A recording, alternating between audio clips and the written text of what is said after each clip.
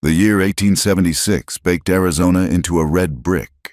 Dust was the first and last thing a person tasted, a fine grit that settled in the lungs and clouded the soul.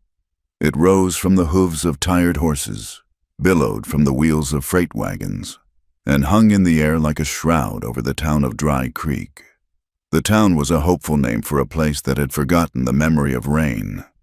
It was little more than a single street of sun-bleached timber buildings, a saloon, a general store, a blacksmith, and the small house with a freshly painted sign that read, Dr. Samuel Whitmore, for his daughter, Eleanor. The dust was a constant reminder that she was a world away from the damp, green civility of Boston. At 22, she carried the East in the porcelain fairness of her skin and the deep blue of her eyes. It was a beauty that seemed fragile against the harsh landscape, like a wildflower attempting to bloom on stone.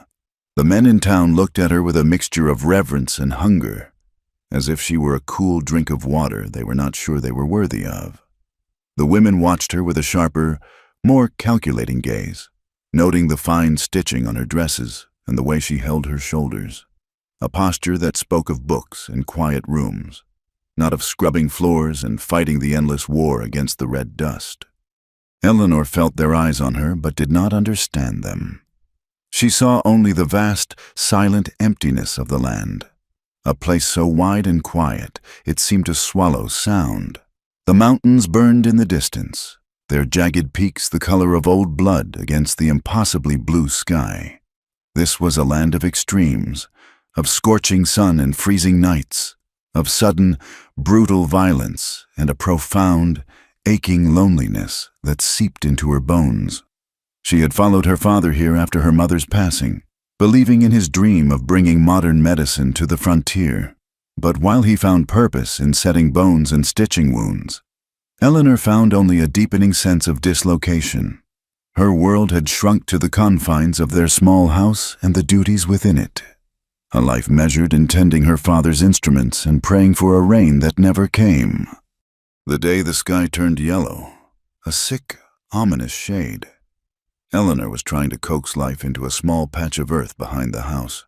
She had brought seeds from Boston, stubborn little promises of lavender and rose, and they had failed, one by one, in the unforgiving soil. As she knelt, crumbling the dry earth between her fingers, a change came over the air. The usual dry heat grew heavy, suffocating. The silence of the desert was replaced by a low, distant moan that grew steadily into a roar. Her father appeared at the door, his face grim. He scanned the horizon, his medical eye assessing a symptom of the land itself. A wall of roiling red dust was moving toward them, a monstrous, churning wave that would devour the sky. He called her name, his voice tight with urgency, and she ran inside, her heart pounding against her ribs. They barred the door and shuttered the windows, plunging the small house into a dusty twilight. The storm hit with the force of a physical blow. The wind shrieked, a tormented sound that seemed to claw at the very foundations of the house. Red dust, fine as flour, forced its way through every crack and crevice, coating their furniture, their clothes, their tongues. It was like being buried alive. Eleanor sat at the small kitchen table, her hands clenched in her lap, listening to the world being unmade outside. Her father sat opposite her, cleaning his spectacles for the third time, a small, repetitive gesture against the overwhelming chaos. He spoke of the fragility of their existence here, of the power of a land that would always remain untamed. He reminded her of the rules of survival: trust no one you do not know, stay within the bounds of the town, and fear the native tribes who moved like ghosts through the canyons, remnants of a people this new world was trying to erase. The storm raged through the night. Sleep was impossible. Eleanor lay in her bed, listening to the symphony of destruction, and felt a strange, unsettling kinship with the wind. It sounded as lost and angry as she felt. Morning came not with light, but with a gradual lessening of the dark. The wind died down, leaving an eerie, muffled silence. When Dr. Whitmore unbarred the door, they looked out upon a transformed world. Everything was coated in a thick blanket of red dust. The town of Dry Creek looked like a settlement unearthed from an ancient tomb. The air was still and thick, the sun a pale, sickly wafer in the sky. There was work to be done. Her father left a check on his patients, his boots leaving the first new tracks in the dust. Eleanor was tasked with checking the well out back to see if it had been fouled by the storm. She wrapped a shawl around her head, took a bucket, and stepped out into the strange new landscape. The silence was absolute. Her own footsteps seemed an intrusion. She walked toward the well, her eyes scanning the ground. The storm had swept the land clean of its usual clutter, revealing the stark contours of the earth. And then she saw it. Near the stone base of the well lay a shape, a heap of dark clothing and darker skin almost lost against the red earth. Her first thought was that it was a dead animal, a coyote or a stray dog caught in the storm. But as she drew closer, the shape resolved itself. It was a man. He was lying face down, one arm flung out as if reaching for the well. His black hair was matted with dust and something dark and wet. His clothes were torn, and the skin of his back was a geography of cuts and bruises. He was an Indian. That much was clear from his moccasins and the stark, high line of his cheekbones. Eleanor froze, her father's warning screaming in her mind. A savage, an enemy, a danger to be avoided at all costs. She should turn around, run back to the house, and bolt the door. She should wait for her father, for the town sheriff, for anyone but herself to deal with this. But then the man moved. It was a small, almost imperceptible motion, a shudder that ran through his body. A low groan escaped his lips, a sound of such profound agony that it cut through her fear. He was not a symbol of danger. He was a human being, dying of thirst and injury at the foot of her well. She took a hesitant step closer. Her heart hammered against her ribs, a frantic, wild thing. She could see the cracked, parched skin of his lips, the way the dust clung to his eyelashes. In that moment, he was not Navajo or Apache or any other name her father had used to categorize the people of this land. He was simply a man in desperate need. The teachings of her mother, a woman who believed in compassion above all else, rose to counter her father's pragmatism, the duties of a doctor's daughter, who had spent her life watching the battle against death, overwhelmed the fear of a Boston girl on the frontier. She set down the bucket and knelt beside him. Gently, she placed a hand on his shoulder. His skin was fever hot, even in the cool of the morning. She whispered a soft word, asking if he could hear her. There was no response, only another shallow, rattling breath. He needed water. She hurried to the well, her hands trembling as she lowered the bucket. It came up full of cool, clear water. She carried it back, sloshing some onto the red earth. How to make him drink? He was unconscious, or nearly so. She tore a strip of cloth from her petticoat, dipped it in the water, and gently moistened his lips. At the touch of the water, he stirred again. His eyes flickered open, but they were unfocused, clouded with pain. He was heavy, a dead weight of muscle and bone. She knew she could not leave him here. The sun was already beginning to climb, burning away the morning haze. The heat would kill him before the day was out. And soon, others would be stirring. The sheriff would make his rounds. Neighbors would come to draw water. If he was found here, what would they do? He was a native man, wounded and on the outskirts of a white settlement. She knew with a cold certainty that they would not offer him aid. They would finish the job his injuries had started. A decision, swift and absolute, took hold of her. It was a choice made not with her mind, but with some deeper, more elemental part of her being. She would not let him die. She looked around frantically. The house was impossible. Her father would be back soon. The only other shelter was the old, dilapidated barn at the edge of their property, a relic from the previous owner that now stood empty, save for some old tools and rotting hay. It was perfect. It was secluded. No one ever went there. Getting him there would be the challenge. She was not a large woman, and he was powerfully built, his shoulders broad even in his depleted state. She looped her arms under his, trying to pull him up. The effort was immense. He was a solid anchor of pain and unconsciousness.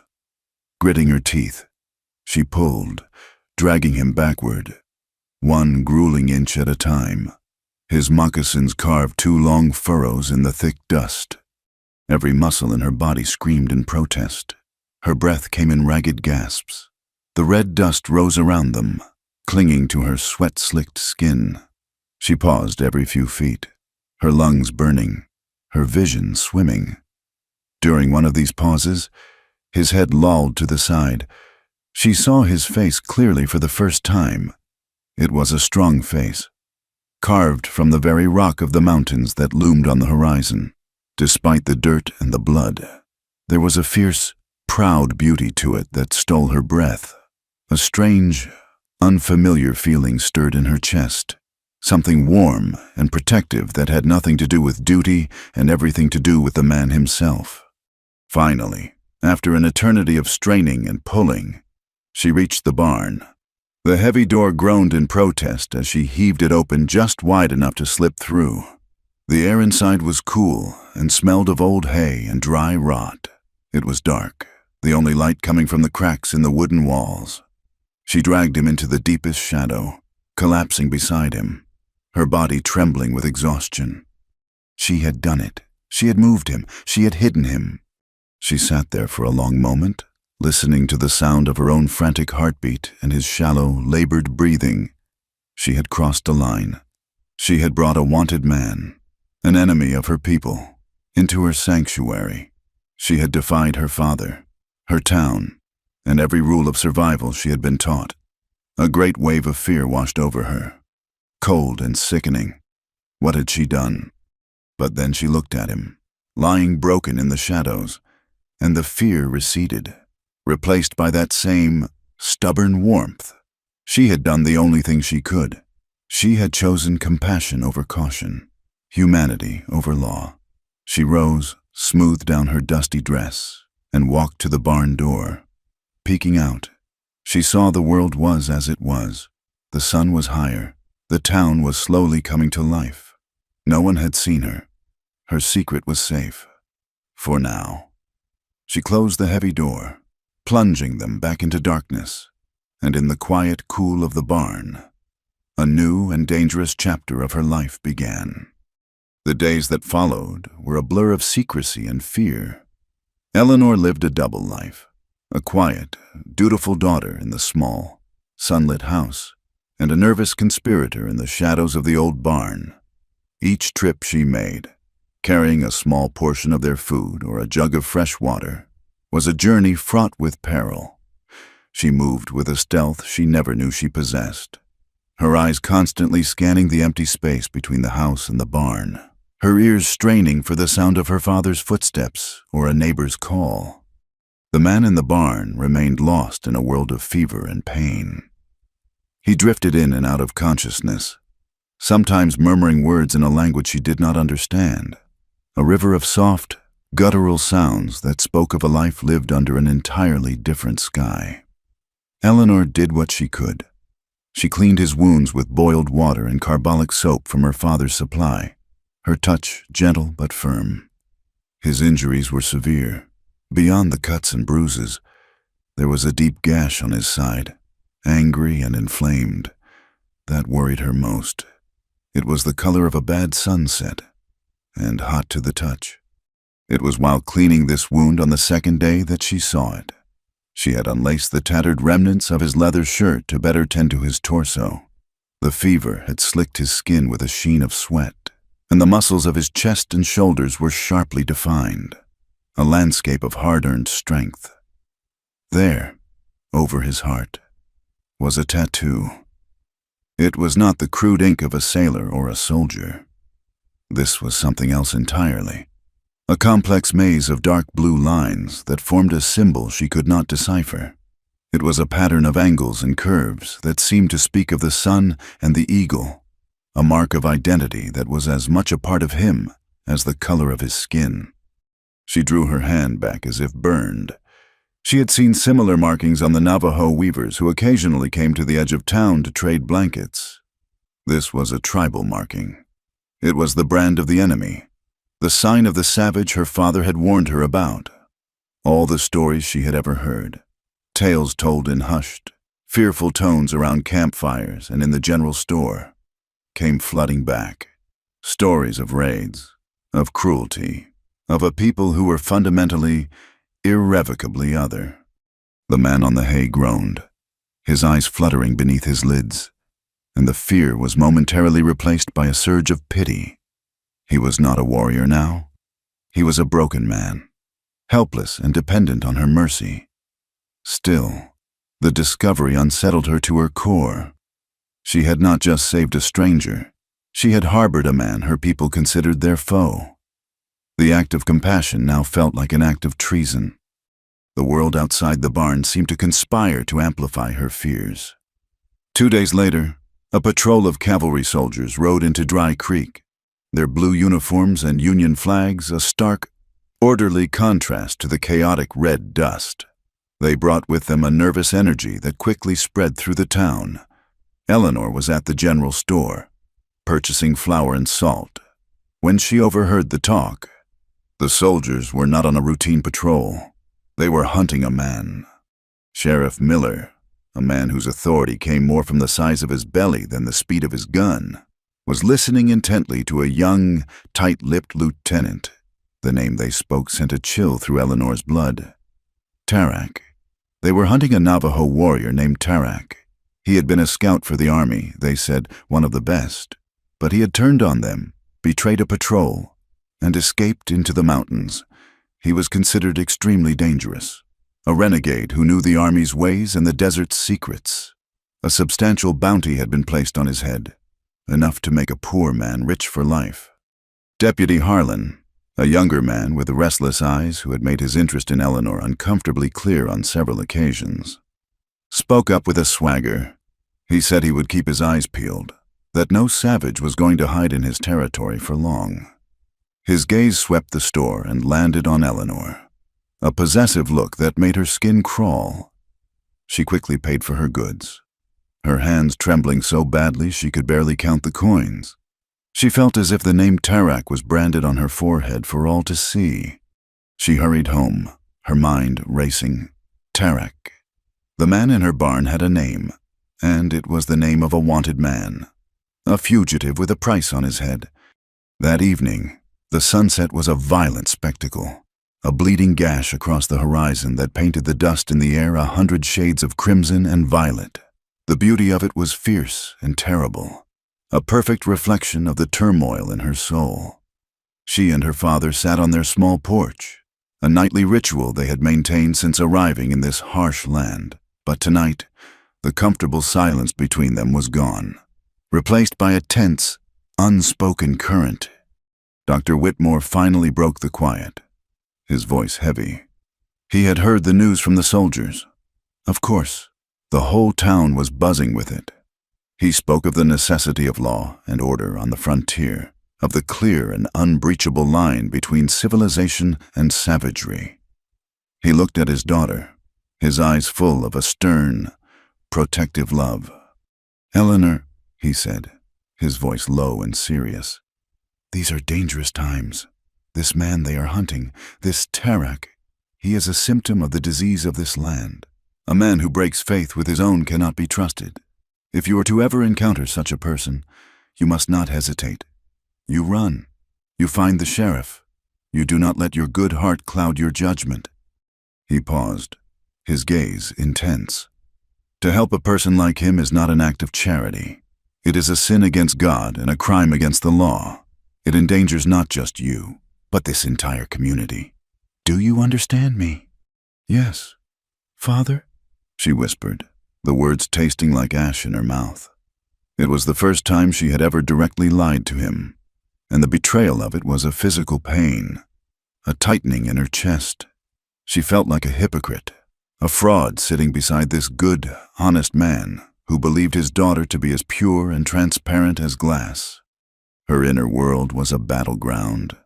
Every lesson she had ever been taught about duty, obedience, and her place as a virtuous woman warred against the powerful, primal instinct that had made her drag the dying man into the barn.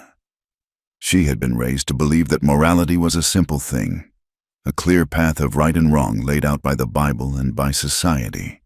But here, in this land of dust and silence, nothing was simple. Was it right to let a man die because of the color of his skin or the markings he bore? Was it wrong to offer water to the thirsty and comfort to the afflicted, no matter who they were? The image of the deputy, Harlan, flashed in her mind. His smug, cruel eyes. She knew what men like him would do if they found Tarek. There would be no trial, no justice, only a rope and a bounty payment. The thought of it, of this man who was utterly at her mercy being handed over to that kind of fate, solidified something within her. It was no longer just about compassion. It was about defiance. It was a rebellion against the casual brutality of the world she found herself in. That night, she slipped out to the barn later than usual, the moon a cold, silver coin in the black sky. Tarek's fever had worsened. He was tossing in the hay, his body rigid with chills. She bathed his face with a cool cloth, whispering soothing words that he could not understand but might feel in some deep part of his troubled sleep. She sat with him for hours, the only sounds the whisper of the wind through the cracks in the walls and his own ragged breathing. She was terrified. If she were discovered, her life and her father's would be ruined. She would be branded, ostracized, seen as no better than a common woman who consorted with savages. She could lose everything, her home, her reputation, her freedom. But as she looked at his face in the pale moonlight, the strong lines of his jaw and the proud arch of his nose, she knew she could not turn back. She had made her choice the moment she had pulled him from the dust. She had bound her fate to his, here, in the shadows of the old barn, surrounded by the smell of hay and the weight of her secret. Eleanor Whitmore ceased to be merely her father's daughter. She was a woman making a stand, alone, against the world she knew. The arid silence of the desert had crept into her heart, and there, a dangerous and unfamiliar flower was beginning to take root. The fever broke on the 5th day. Eleanor entered the barn in the pre-dawn gloom and found him not in a heap of restless sleep, but propped up on one elbow, watching her. His eyes were no longer clouded with pain. They were clear, dark, and startlingly intelligent. They were the eyes of a hawk, missing nothing. She stopped dead, the small parcel of bread and dried meat clutched in her hand. The silence in the barn was suddenly different.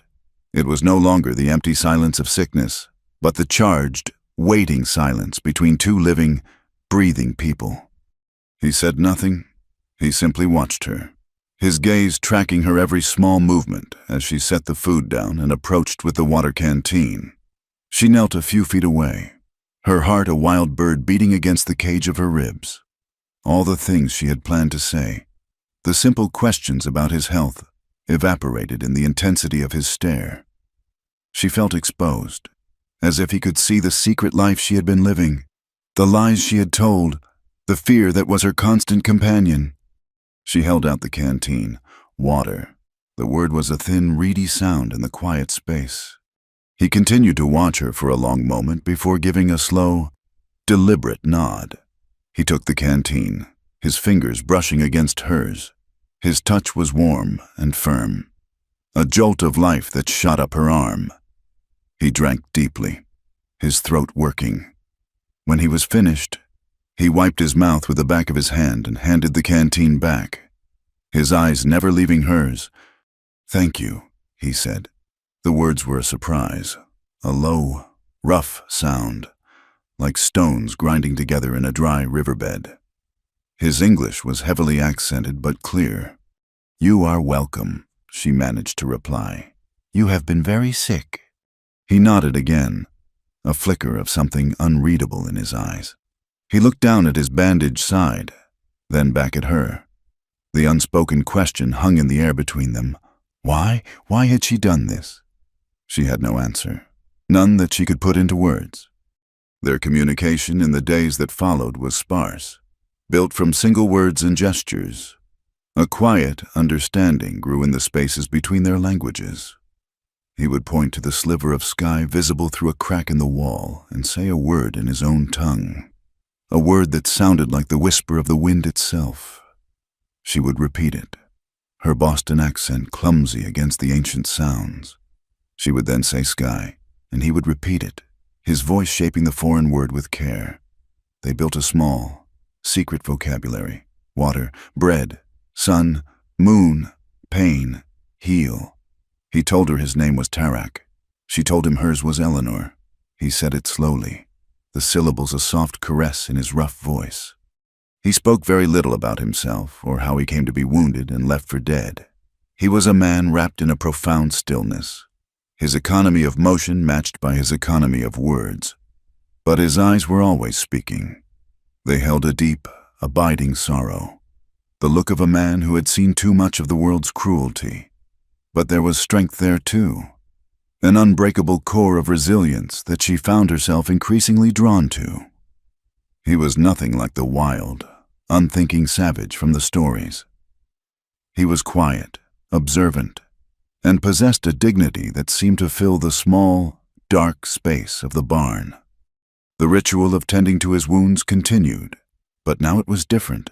It was an act performed not on an unconscious body, but on a man who was acutely aware of her presence, of her touch. The water she brought each day became a powerful symbol between them. In this desiccated land, where water was life itself, her daily offering was a profound gesture of trust and care. For her, the act of cleansing his body became a strange, intimate ritual that chipped away at the foundations of her own carefully constructed world. One afternoon, the heat was particularly oppressive. The air in the barn was thick and still. Tarek's side wound needed cleaning and redressing. She brought a basin of warm water and fresh bandages, her movements slow and deliberate in the suffocating heat. He had removed the tattered remains of his shirt, and his chest was bare. She tried to keep her gaze clinical, focused on the task at hand, but it was impossible not to see the raw, masculine beauty of him. The sun, slanting through a high crack in the wall, illuminated the dark blue tattoo over his heart, the hard lines of his collarbone, the smooth, taut skin stretched over his ribs. She knelt beside him and dipped a cloth in the warm water. As she began to clean the area around the gash, she was intensely aware of his stillness, of the warmth radiating from his skin. She could feel his eyes on her, and she risked a glance up. His gaze was direct, unwavering, and it held a heat that had nothing to do with the afternoon sun. It was a look of raw, unguarded hunger. But it was not just physical. It was a deeper yearning. For life, for connection, for the simple human comfort she was offering. In that moment, the barn, the town, the entire world outside seemed to fall away. There was only the two of them, suspended in a sliver of dusty sunlight. Her breath caught in her throat. A slow, spreading warmth bloomed in her belly, a feeling so foreign and powerful it frightened her. It was a feeling of profound, dangerous yearning, a mirror of the look in his eyes. It was both a sin and a prayer. Her hand, holding the wet cloth, trembled. The gaze held for a heartbeat too long, a silent confession of a truth that neither of them dared to speak. She broke the contact first, her eyes dropping back to his wound. She finished her work in silence, her hands moving with a practiced efficiency that belied the storm raging inside her. When she was done, she gathered the basin and the soiled cloths, her face burning. She could still feel his eyes on her as she walked to the door. The danger outside the barn was a constant, gnawing presence. The bounty on Tarek's head had made every man in Dry Creek a potential hunter. She saw them gathering in front of the saloon, their talk loud and boastful, polishing their rifles and planning sweeps of the surrounding territory. Deputy Harlan was at the center of it, his ambition a sharp, ugly thing.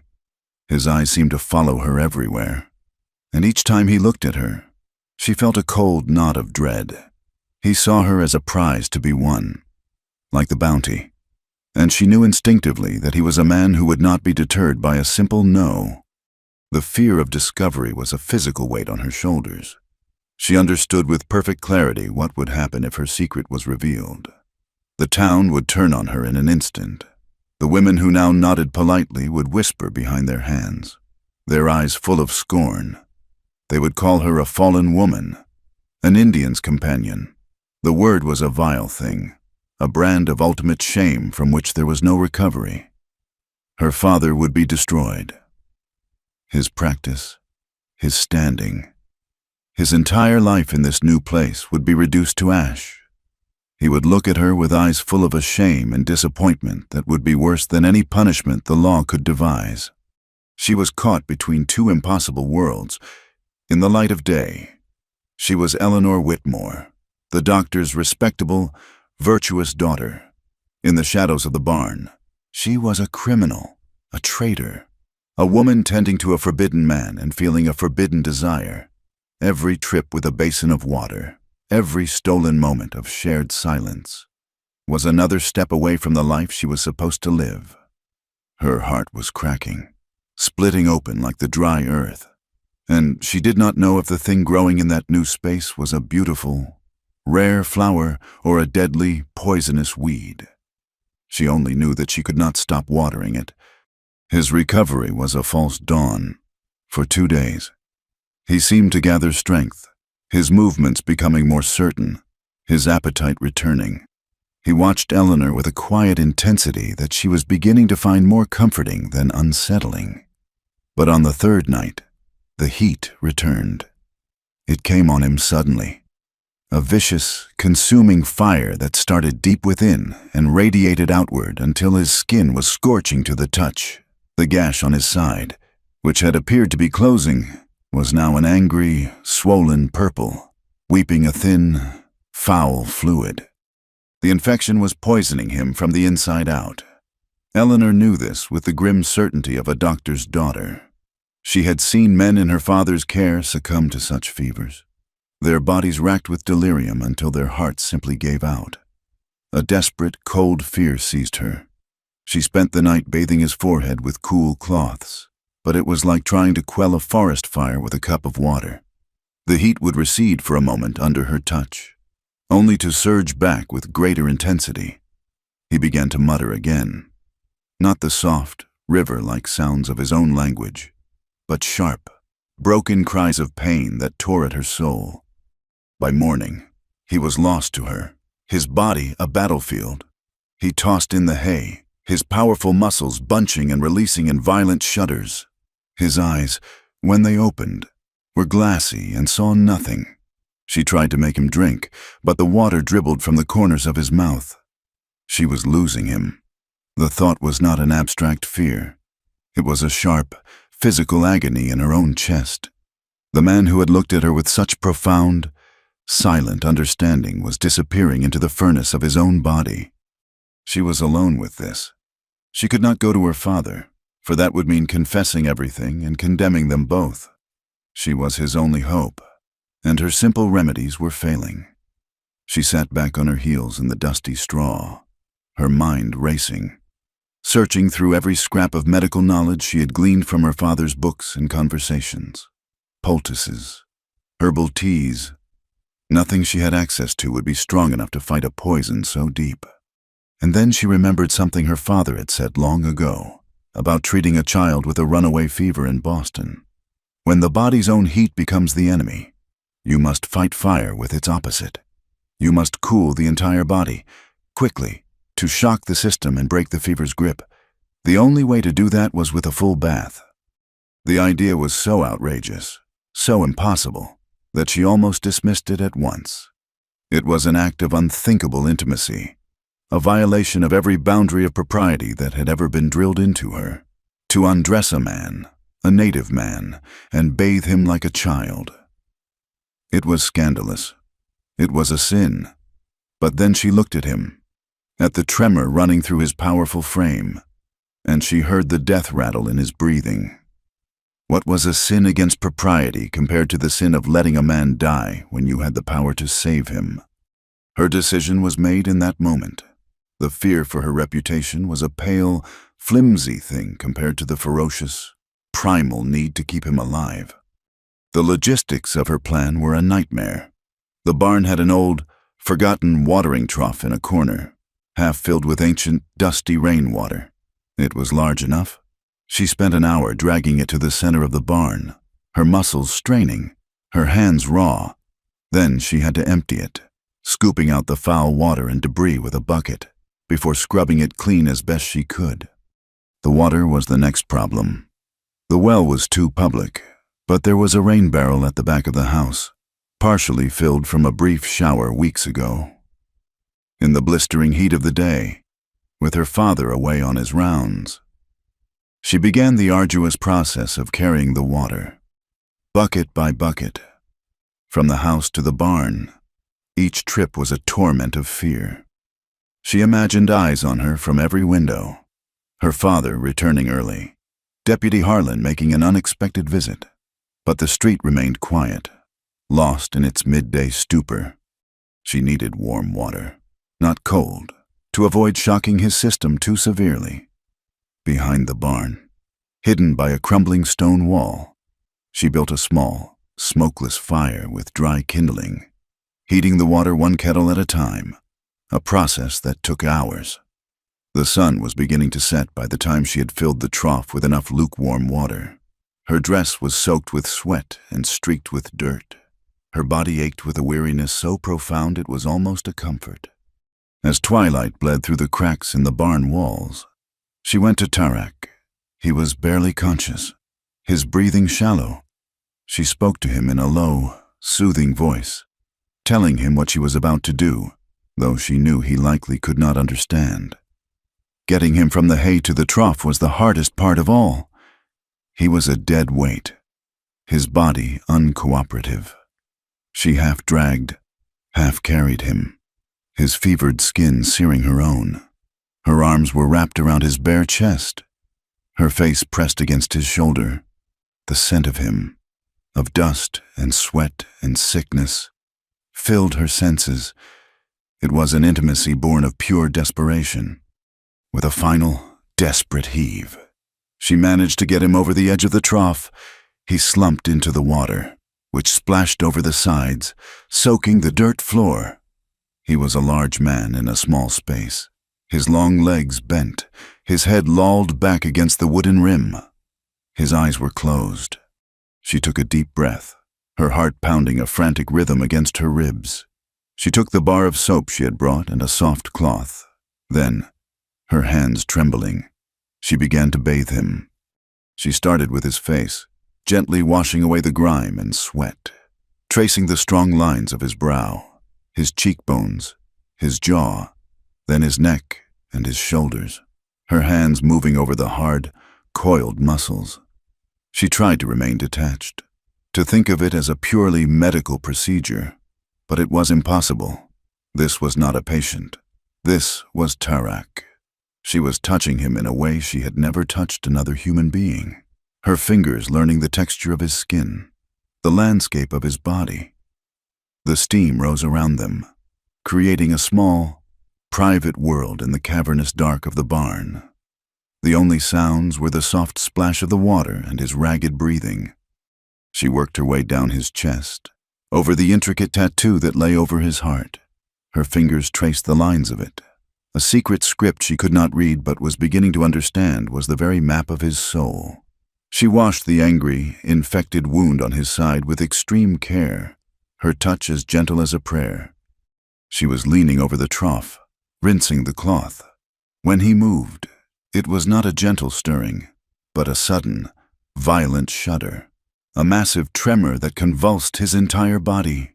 He cried out, a sharp, guttural sound, and his body arched in the water. The sudden movement caught her completely off guard. She was off balance, her shoes slipping on the wet, muddy floor. For a heart-stopping second, she flailed, her arms windmilling in the steamy air, and then she fell. The Virgin slipped into his bath. She landed in the water with a great splash, her legs tangled with his. The lukewarm water felt shockingly cold against her heated skin. It soaked through her thin cotton nightdress in an instant, plastering it to her body, leaving nothing to the imagination.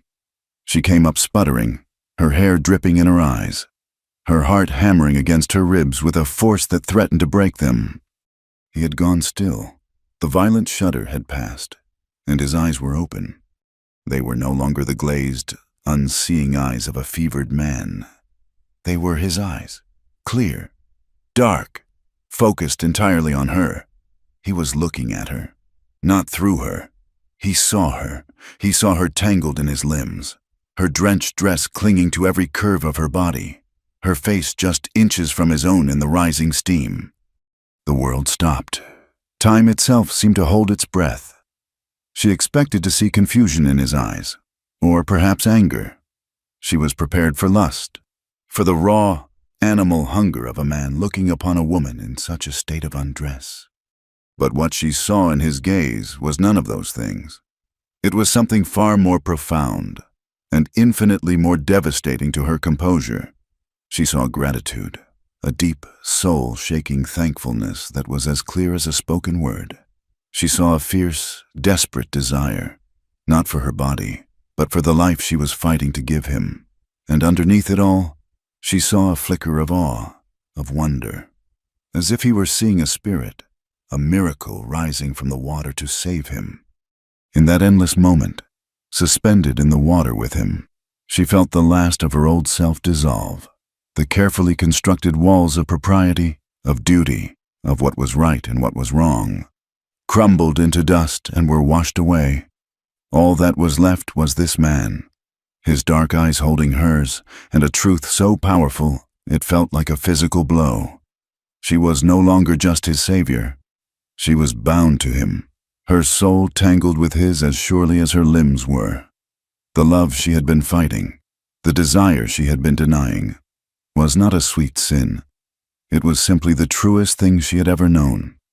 A blush of such intensity spread from her neck to her hairline that she was sure it was visible even in the gloom. She scrambled to her feet, clumsy and shaking, and climbed out of the trough, water streaming from her dress to puddle at her feet. She did not dare to look at him again. She grabbed a rough blanket, her hands fumbling, and managed to help him from the water. His fever had not broken, but the violent edge of it had passed. He was weak but lucid. She dried him as best she could, her movements hurried and jerky, before settling him into a fresh pile of hay, covered with every blanket she could find. Then, without a backward glance, she fled the barn, her heart a wild, triumphant, terrified drum against the silence of the night. The bath broke the fever, but it shattered the world. In the 2 days that followed, the air in the barn was thick with a new, fragile intimacy. The dynamic of caregiver and patient was gone, replaced by a profound and unspoken awareness of each other. Tarak's strength returned with astonishing speed. He moved with a quiet grace, his body no longer a broken thing but a vessel of contained power. He would watch her for long stretches of time, his dark eyes communicating a depth of feeling that words could never capture. He was grateful. She knew that, but it was more than gratitude. It was a look of recognition, as if he had seen the core of her soul in that moment in the water, and had claimed it as his own. For Eleanor, the barn had become her only reality. The town, her father, her former life, all seemed like a distant, fading dream. She found herself inventing reasons to stay longer, to share the silence with him. They spoke little, but every shared glance, every small gesture, was a conversation. She would bring him food, and he would take it from her hands with a gentleness that made her breath catch. He was no longer a secret she was keeping, but a truth she was living. She was in love. The realization was no longer frightening. It was simply a fact, as solid and real as the red earth beneath her feet. She had fallen, not just into the water, but out of the world she had known and into his. But the world she had abandoned had not forgotten her. Deputy Harlan's interest had curdled into obsession.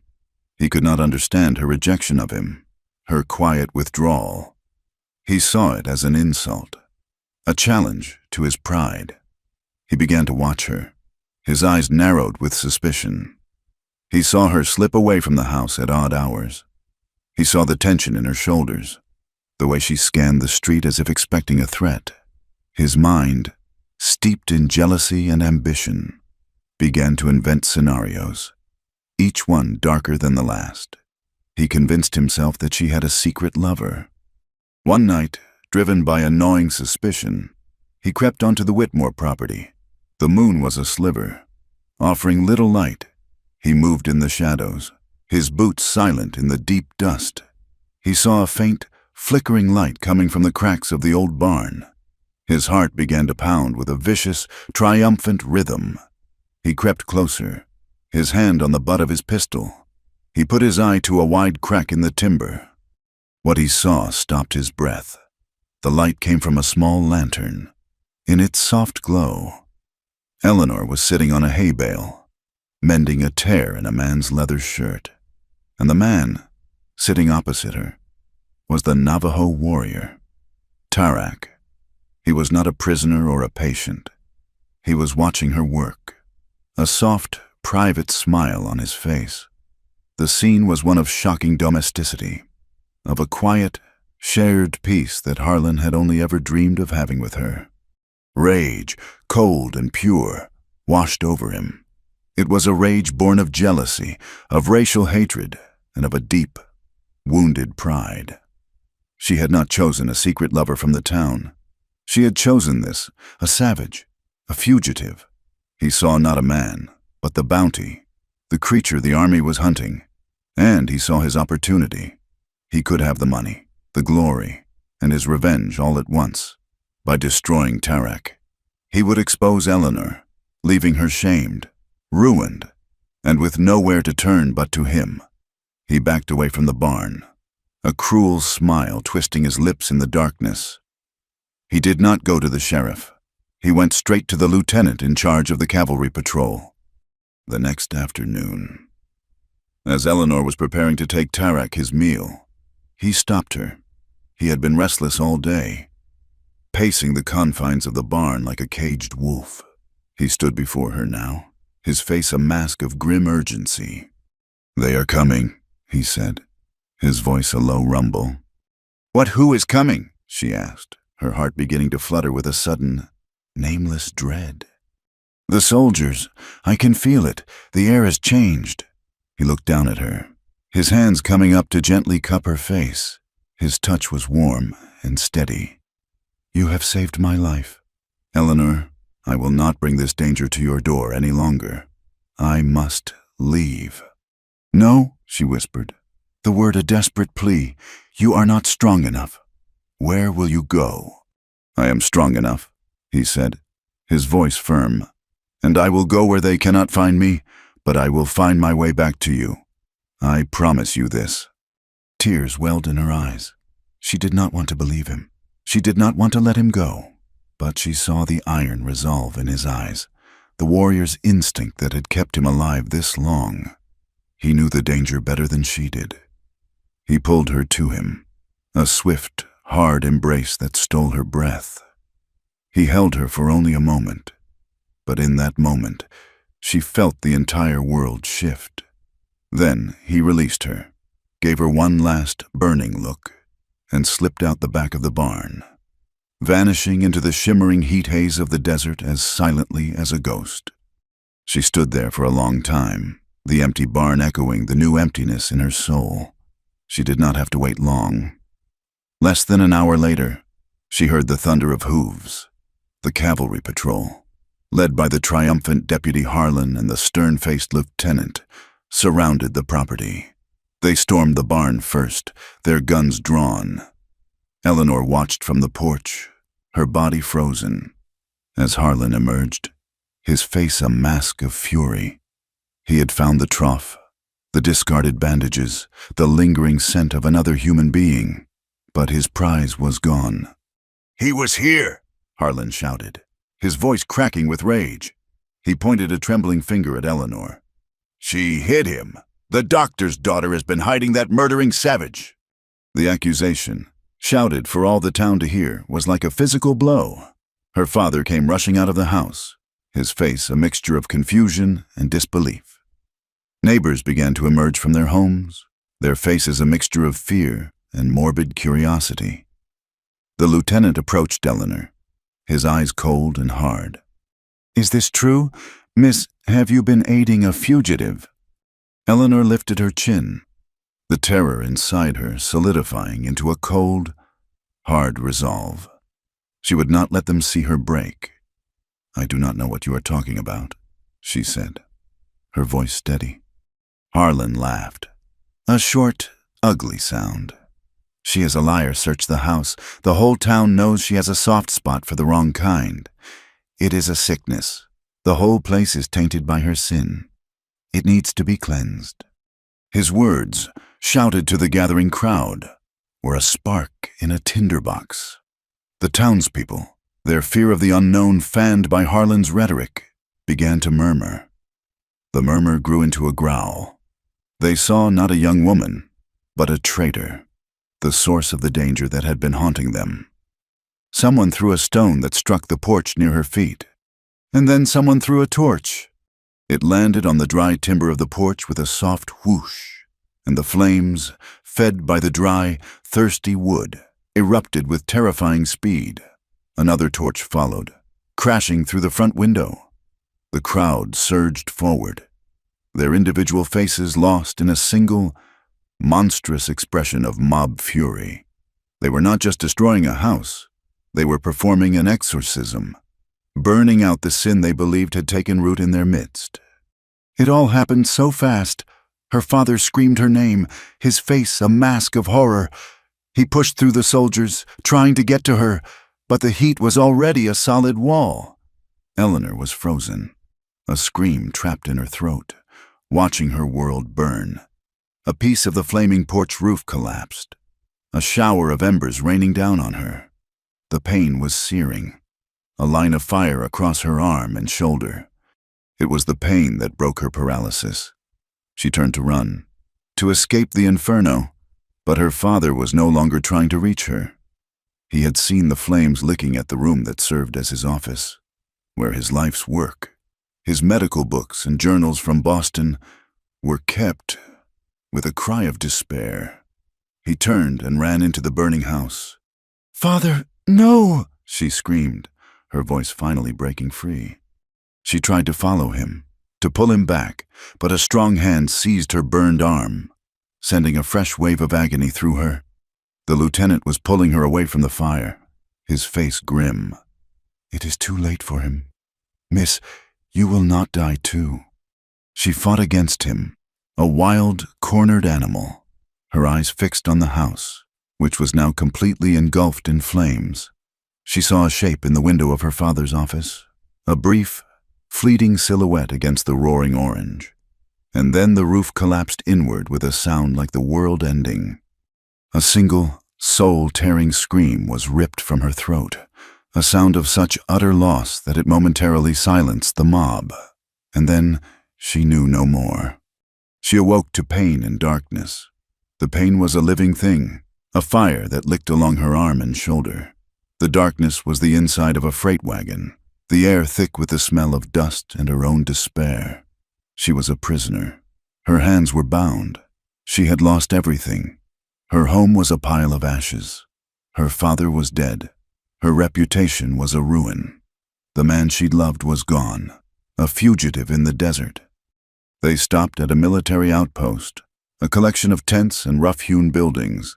She was taken to a small, windowless room and left alone with her grief and her pain. Later, the lieutenant came in. He was not unkind, but his voice was firm, official. He asked her questions. Where did Tarek go? Which direction was he heading? Did he have allies? Eleanor looked at him, her blue eyes dark with a pain that went far beyond her physical injuries. She had nothing left to lose. They had taken her entire world, but they would not take this. They would not take him. The love that had been a secret, beautiful thing growing in the shadows of the barn was now all she had. It had become a crime, the heaviest sin of her life, and she would carry the weight of it with a fierce, unbreakable silence. She said nothing. She simply stared through him, her silence a wall he could not breach. He could burn her home. He could watch her father die. He could bind her and imprison her. But he could not make her betray Tarak. Loving him had cost her everything. It was the only thing she had left to give. Grief was a hollow room inside her, a place where the echoes of her father's last cry and the roar of the fire played over and over. Pain was a constant, sharp-toothed animal gnawing on her arm and shoulder. But fear, she discovered, had been burned away with everything else, in the small, dark storeroom that served as her cell. Eleanor sat on the hard-packed earth floor and found a strange, cold calm. They'd questioned her for 2 days. The lieutenant, other soldiers, even a grim-faced captain. They offered comfort, then threats. They asked her where the renegade had gone. They asked for his plans, his people, his weaknesses. She met every question with the same vast, empty silence. She had nothing left for them to take. Her silence was the only thing in the world that was still hers, and she would not give it up. On the 3rd night, she lay curled on a thin, rough blanket, drifting in a shallow, pain-filled sleep. A sound, small and sharp, like a mouse gnawing on wood, pulled her awake. Her eyes snapped open in the pitch darkness. The sound came again, from the small, high window, a space barely large enough for a man's head, barred on the outside. She sat up, her heart a slow, heavy drum. It was not a mouse. It was the sound of metal scraping against metal. A shadow blotted out the faint starlight in the window. There was a soft crack, and one of the iron bars was pulled free. Then another. She held her breath, her body rigid, a figure, lean and dark, squeezed through the opening and dropped to the floor with a silence that seemed to defy gravity. He moved not like a man, but like a piece of the night itself. He knelt before her, and in the gloom she saw the unmistakable silhouette of his face. Tarak. A soft, desperate sound escaped her throat, a name and a prayer all in one. He put a finger to her lips, his touch gentle but firm, commanding silence. His eyes, accustomed to the darkness, scanned her face, then moved to the crude bandage on her arm. She saw a flicker of something terrible in his gaze, a cold, contained fury at the sight of her injury. He spoke a single word, a whisper softer than the wind. "Come." He worked on the lock of the door with a thin piece of metal he had produced from his boot. It seemed an impossible task, but after a few agonizingly long moments, there was a soft click. He opened the door a crack, peering out into the moonlit camp. The outpost was quiet, the soldiers lost in sleep or the dullness of their watch. He moved with a predatory grace, leading her by the hand through the shadows between the tents. Her heart was a frantic, terrified thing now, pounding with a fear not for herself, but for him. If they were caught, he would be killed on the spot. His hand in hers was a warm, living anchor in a world of ghosts. He seemed to know the sentries' patterns, the blind spots, the very rhythm of the sleeping camp. They moved like wraiths past the horse lines, the silent cannons, and the dying embers of a campfire. In moments, they were at the edge of the camp, the vast, silent desert stretching out before them under a canopy of cold, indifferent stars. He did not pause. He pulled her forward into the immense darkness, and they began to run. The flight was a nightmare of endurance. Tarak set a relentless pace, half carrying her when she stumbled. The desert at night was a different world, a landscape of silver and black, of strange, twisted shapes and deep shadows. The pain in her arm, a dull throb in the camp, became a searing agony with every jarring step. They ran until her lungs were on fire and her legs were trembling, until the outpost was a distant, flickering memory behind them. When he finally allowed them to rest, it was in the shelter of a rock outcropping that shielded them from the open plain. He gave her water from a skin he carried, his movements efficient and sure. He was in his element here. The desert was not his enemy. It was his home, his ally. He looked at her burned arm, his face grim in the moonlight. He gently unwrapped the soldier's clumsy bandage. The skin was red and blistered, angry and weeping. "This needs medicine," he said, his voice low. "The army's poison." She did not know if he meant the infection or the act itself, but she knew he was right. A fever was already beginning to bloom beneath her skin, a familiar, sickly heat. He rewrapped the wound with a strip of clean cloth from his own shirt and gave her another drink of water. "We must keep moving," he said. "They will follow at first light." As they traveled, a strange transformation began to take place within Eleanor. Her body was a vessel of misery. Her arm throbbed with a relentless rhythm. The fever clouded her thoughts, and her muscles screamed with a fatigue so deep it felt as if it were in her bones. She was exhausted, starved, and in constant pain. And yet, for the first time in her life, she felt utterly and completely free. Out here, under the immense, star-dusted bowl of the sky, there were no walls. There were no townspeople with their narrow, judging eyes. There were no rules of conduct, no duties to perform, no expectations to meet. The life that had been a cage of silk and propriety had been burned to the ground. She was nothing now. She had no name but the one Tarak whispered. She had no possessions but the torn, ragged dress she wore. She had no future but to follow this silent man into the heart of the wilderness. The thought should have terrified her. Instead, it was a strange and powerful liberation. The grief for her father was a hard, solid stone in her heart, a weight she would carry forever. But it was a clean grief, a pure loss.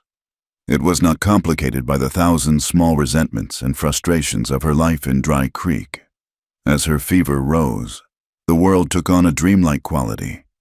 She would look up at the moon and see not a celestial body, but a friendly lantern lighting their way. The cry of a distant coyote was not a threat, but a song of welcome. She had been stripped of everything, and in that nakedness, she found a new and elemental connection to the world around her. She was no longer a guest in this harsh land. She was a part of it, as wild and untamed as the wind that whipped her hair across her face. They traveled for 2 days, Tarak moving with an animal instinct for the land, finding hidden springs of water and sheltering them from the brutal sun in narrow canyons. He was the caregiver now, a role reversal that was not lost on her even in her fevered state. He was tireless, his strength seemingly endless. He would hunt small game with a slingshot, sharing the meager meals with her.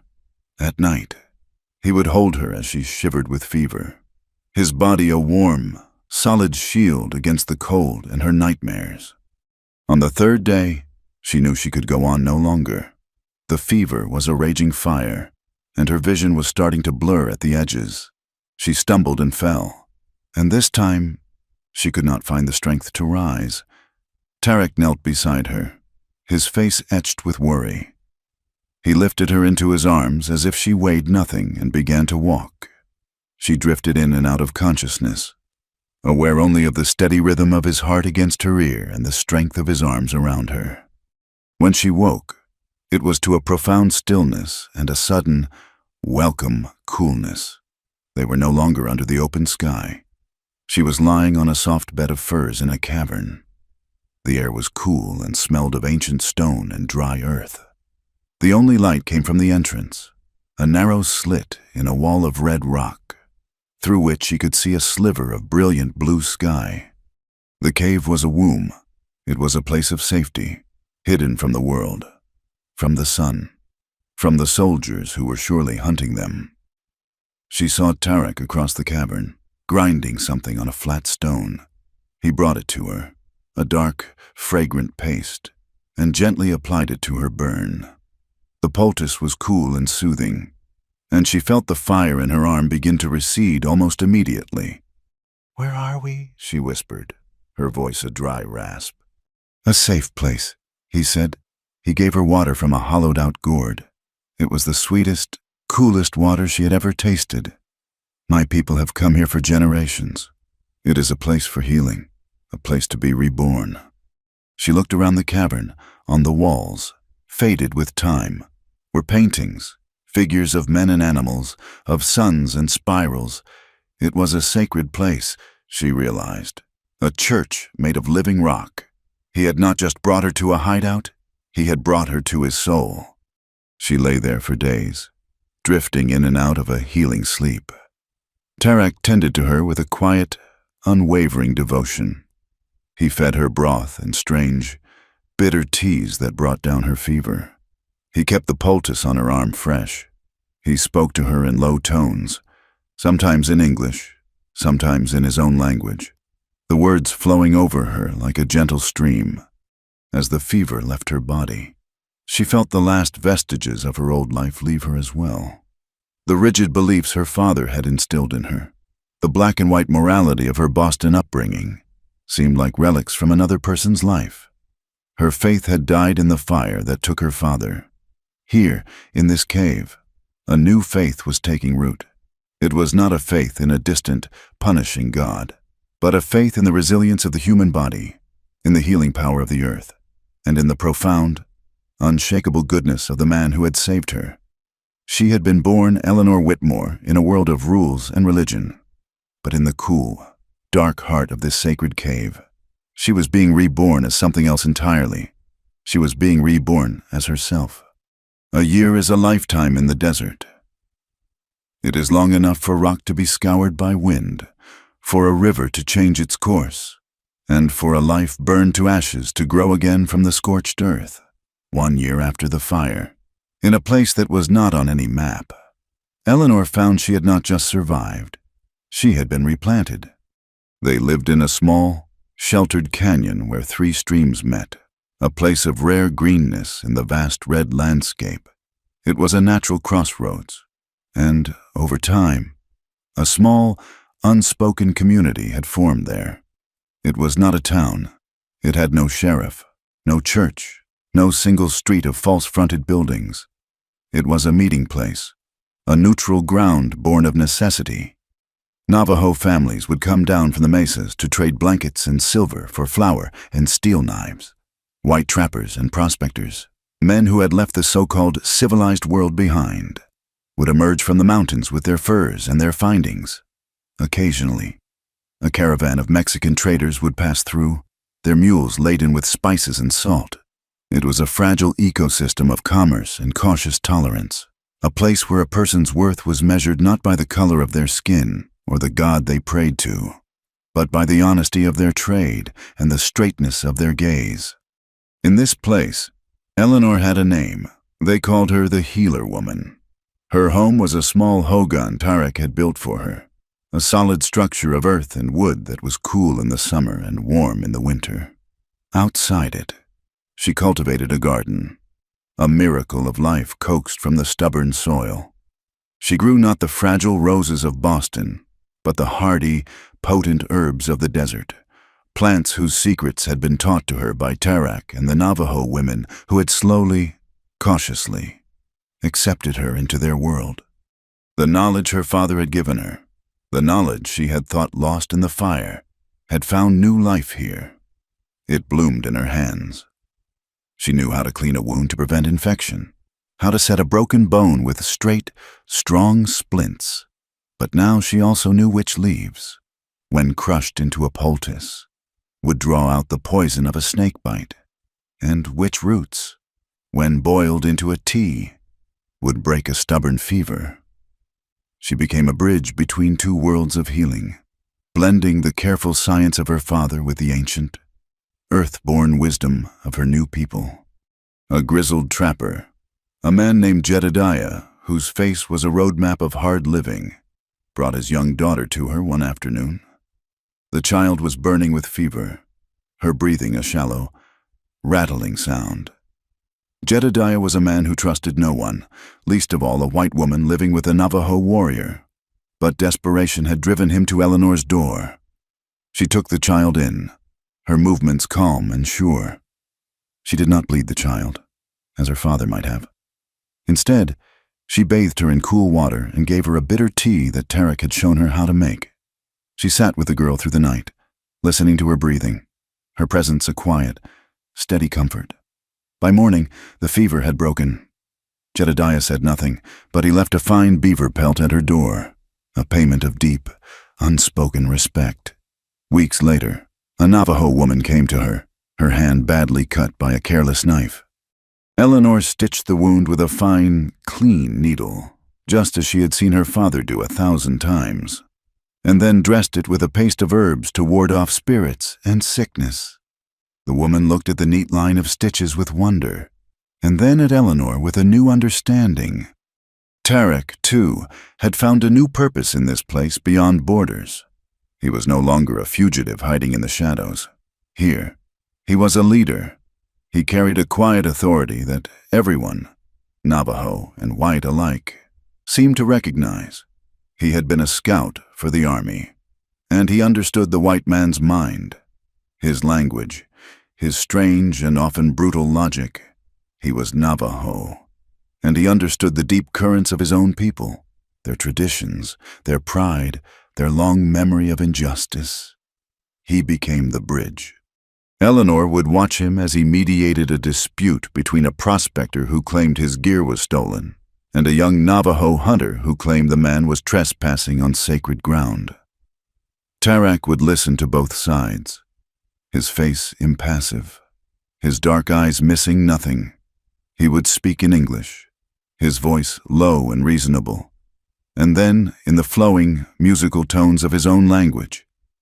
He did not issue commands. He forged understanding. He spoke of shared needs, of the harshness of the land that was an enemy to them all, of the respect that even strangers must show each other to survive.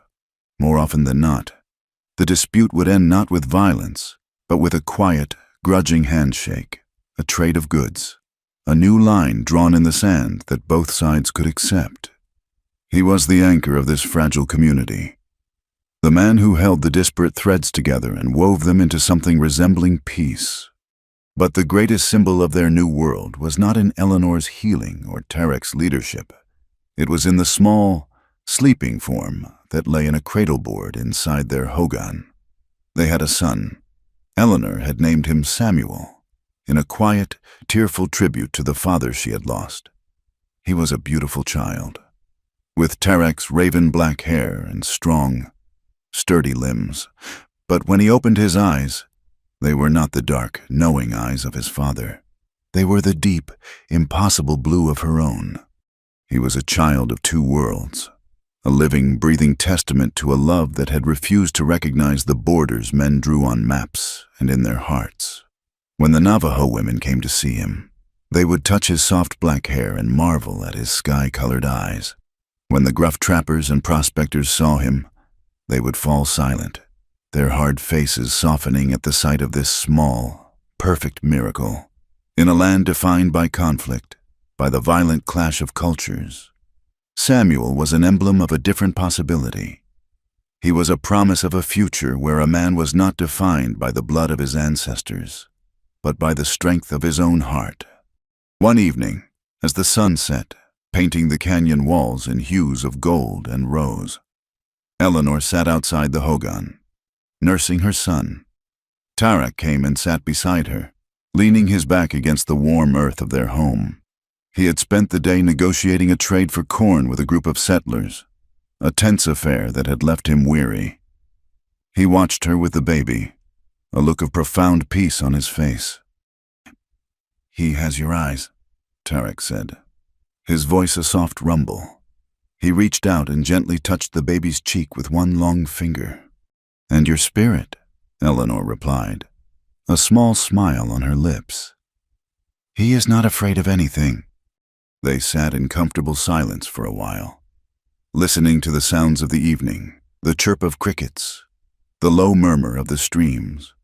The ghosts of the past were never far away. She would never forget the roar of the fire or the look on her father's face. Tarek would never forget the betrayal of the army or the long, lonely years of being hunted. Their shared history was a landscape of scars. But here, in this small pocket of peace, those scars were not a source of pain, but a reminder of the price they had paid for this life, for this love. "Do you ever miss it?" she asked quietly, her gaze on the distant, darkening horizon. "The world you came from?" He was silent for a long moment, considering her question. "I miss the green," she clarified.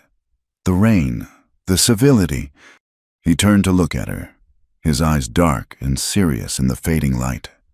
"My world is here," he said, his gaze encompassing her, their son, their small home. "I was a ghost before I found you at the well, a man without a people, without a place. You and the boy." He paused, his voice thick with an emotion he rarely showed. "You are my land. You are my home." His words settled in her heart, a warmth that spread through her entire being. She had once looked at this vast, empty landscape and seen only loneliness. Now, she saw a home, a sanctuary. She had once believed that faith was something found within the four walls of a church. Now she knew it was found in the touch of a hand, in the cry of a newborn child, in the quiet, steady love of a good man. They had built a life not from the rules and laws of the world they had left behind, but from the ruins of it. Their love, which had been condemned as a sin, had become the foundation of a new world, a testament to the simple, radical belief that the only thing that could heal the deep divisions of the land was the even deeper connection between two human hearts. The seasons turned, and the years settled into the land like fine layers of river sediment, each one leaving its mark. The canyon at the meeting of the three streams, their accidental sanctuary, grew into a small but stubborn community. It was never an easy place, and the peace was often as fragile as a desert flower. But it held. The people who lived there and passed through learned that the lines drawn by the outside world, the lines of race, of creed, of allegiance, were luxuries that the harshness of the land did not afford. Survival was the only true creed, and in that, they found a common language. Their son, Samuel, grew tall and strong, a perfect fusion of his parents. He had his father's quiet, watchful eyes and his mother's deep well of compassion. Tarek taught him how to read the land, to track a deer through impossible terrain, to understand the language of the wind and the stars. Eleanor taught him how to read books, the precious few she had acquired from passing traders. She taught him about the world beyond the canyon, about the cities of the East, and about the principles of medicine her father had held so dear. Samuel learned to set a bone with the same steady hands he used to fletch an arrow. He became a man who belonged to two worlds and was therefore a master of his own, a living bridge just as his father had been. Eleanor and Tarek grew old together. The vibrant gold of her hair faded to a soft, shining silver, and the lines that etched themselves around her eyes and mouth were the map of a life filled with laughter and sorrow in equal measure. Tarek's powerful frame grew leaner, his movements slower, but his gaze never lost its hawk-like intensity. The years softened the hard edges of his warrior's past, leaving a deep and abiding wisdom in its place. Their love, born in the fire of desperation and secrecy, settled into a quiet, profound companionship. It was a language spoken not in grand declarations, but in a shared glance across a campfire, in the comfortable silence of an evening, in the way his hand would still find hers in the darkness. She continued her work as a healer, her reputation spreading far beyond the canyon. People of all kinds would make the long journey to her door, seeking her unique blend of knowledge. She became a figure of quiet legend, the white woman who knew the old ways, her skill respected by all. She never forgot her father, and in every life she saved, in every bit of pain she eased, she honored his memory. The fire that had taken him had not destroyed his legacy. It had tempered it, purified it, and passed it through her hands into this new world. When she was well past her 70th year, her body, which had endured so much, began to fail her. A weakness settled deep in her bones, a gentle but persistent fading, like the light of a long summer day finally giving way to dusk. She grew frail, her steps uncertain, until she was confined to their home, the world beyond her door becoming a distant memory. Tarek never left her side. He cared for her with the same fierce devotion she had once shown him. His large, weathered hands, now impossibly gentle as he fed her, brushed her hair, and told her stories of their life together, his voice a low, comforting rumble. One warm evening, as the sun was beginning to dip below the canyon rim, she asked him to take her to the stream. He lifted her from her bed, her body as light as a dried leaf in his arms, and carried her down the familiar path. He was still a strong man, but he walked slowly, carefully, his every step a testament to his love. The stream chuckled over the smooth, time-worn stones, the water catching the last golden rays of the sun. It was the same stream that had given them water to drink, that had nourished her garden, that had been the lifeblood of their home for nearly 50 years. He waded into the shallows, the cool water swirling around his ankles, and then, with infinite care, he lowered her into the gentle current. The water was warm from the day's heat, a silken caress against her thin, fragile skin. It was a baptism, a final, loving embrace from the land that had become her home. He held her securely, his arm a strong brace behind her back, and began to bathe her, his hands moving with a tender, practiced grace. It was an echo of a lifetime ago, a memory that existed in the very marrow of their love. The roles were reversed.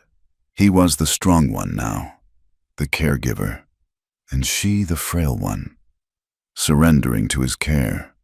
The desperate, feverish urgency of that night in the barn was gone, replaced by a profound and tranquil peace. She looked up at his face, at the noble lines and the deep-set eyes that had been her entire world for so long, and a soft, weary smile touched her lips. He leaned down, his face close to hers, his breath warm against her cheek. He whispered the words that had been the unspoken truth of his heart since the day he had first truly seen her. The Navajo warrior found sweetness. He murmured, his voice thick with the weight of a lifetime of love, and knew she was his forever. A single perfect tear traced a path through the dust and wrinkles on her cheek. She lifted a trembling hand and touched his face, her fingers tracing the familiar line of his jaw. "We built heaven from dust," she whispered back, her voice a faint, reedy sound, as soft as the breeze in the cottonwood trees. Her hand fell away, and her blue eyes, which had once been so lost in this harsh land and had then learned to see all of its beauty, slowly closed. A gentle sigh escaped her lips, and she was still. The last of her light faded with the last of the sun, leaving the canyon in a soft, purple twilight. Tarek held her in the cooling water for a long time, the silence broken only by the murmur of the stream. He did not weep. His grief was a thing too vast and deep for tears. It was a silent, empty space in a world that had, until this moment, been completely full. He carried her back to their home and laid her on their bed. Then he returned to the bank of the stream. He sat on the earth, a silent, unmoving sentinel, and kept his vigil. He watched the stars emerge one by one, cold and distant in the black sky, and he remained there as the moon made its slow journey overhead. He did not move until the first, pale fingers of dawn stretched across the eastern horizon, bringing the promise of a day she would not see. The story of their life became the story of the land itself, the people of the canyon, and their children, and their children's children, told the tale of the fierce Navajo warrior and the brave white woman who had come to them from a world of fire and ash. They named the place where the three streams met, the canyon that had been their sanctuary and their home. They called it Sweetwater Hollow, for the woman who had brought healing to so many. and for the profound sweetness a hunted warrior had found there, a sweetness that had lasted forever. Thank you for listening to our story. Please comment with where you are listening from so we can all connect and share our thoughts. And be sure to subscribe to our channel Wild West Tales, like this video, and support us further by pressing the hype button so this story can be heard by more people.